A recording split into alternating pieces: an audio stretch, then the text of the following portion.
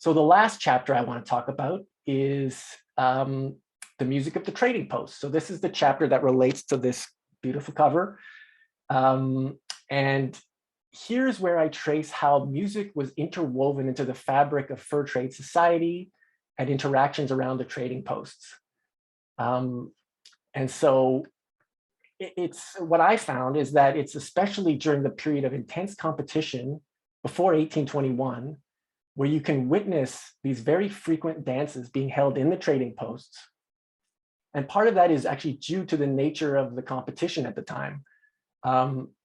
Servants were being wooed by their masters because the masters were worried that their servants or their employees would run off to their competitor, tell them their secrets, and start working for them.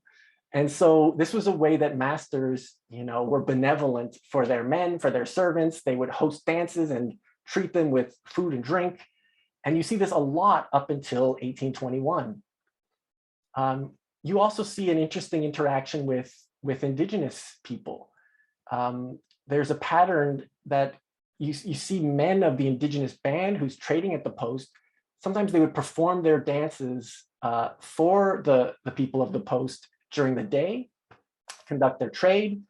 And then that evening, the fur traders in the post would have their instrumental dance, sometimes with the fiddle, and they would often invite the Indigenous women from the community to serve as their dancing partners and to the post for the dance. And there's a lot of references to that by fur traders, and it's an interesting dynamic. And the reasons that they had to hold a dance they held a dance whenever they could before 1821, as far as I can tell. The arrival of guests, there's a reason to have a dance. If there's someone going to depart, the night before they depart, you better have a dance. If it's the weekend, they would have a dance. If it's the holiday, you better believe they're going to have a dance. Or, okay, let's say it's a Tuesday, it's a boring Tuesday, but someone arrives and they've got a musical instrument. Let's say they've got a fiddle and there hasn't been a fiddle at the trading post. Well, that's a great reason for 3 nights of dancing in a row, much to the chagrin sometimes of the fur traders. But this seems to have been, this is what folks like doing for recreation, and they found whatever chance they could and took it.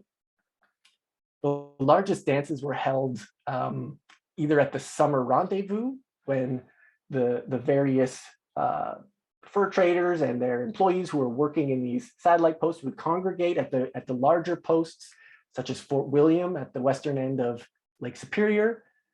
And there were also really large dances held between Christmas and New Year's. So those were when the largest dances happened, in the middle of the summer and in Christmas and New Year's. And smaller scale dances happened at the trading posts throughout the rest of the year. The fiddle or the violin, most of you probably know, but I'll just explain.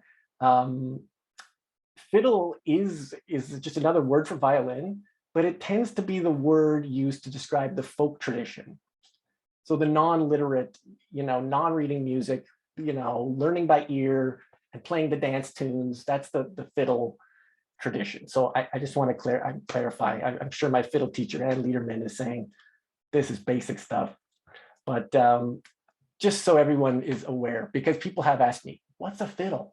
And I say, it's a violin. And they say, why did you call it a violin? Because this is the folk tradition. And this was different. So fiddles or violins were indeed traded by the trading companies, both the Northwest Company and the Hudson's Bay Company. But they were very expensive. Much more commonly traded were the cheap jaw harps, often known at the time as Jews' harps. That was the most commonly traded instrument, and there are lots of them that were traded, and there's lots of them that have been found in archaeological sites. But kind of the end of this story about this development of this vibrant musical tradition in the trading posts starts around 1820 or 1821. And it's really when there's an amalgamation of the Northwest Company and the Hudson's Bay Company in 1821. They keep the name the Hudson's Bay Company.